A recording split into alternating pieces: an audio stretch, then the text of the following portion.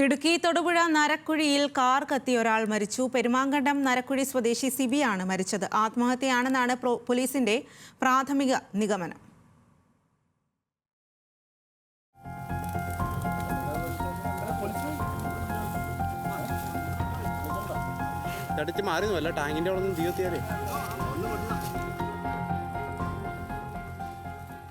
കുമാരമംഗലം പഞ്ചായത്തിലെ തൊടുപുഴ അടിമാലി റോഡിലെ നരകുഴിയിലാണ് കാർ കത്തിയത്. സ്വകാര്യ റബ്ബർ തോട്ടത്തിൽ നിർത്തിയിട്ട നിലയിലായിരുന്നു കാർ. പ്രദേശവാസിയായ സിബിയാണ് മരിച്ചതെന്ന് പോലീസ് അറിയിച്ചു.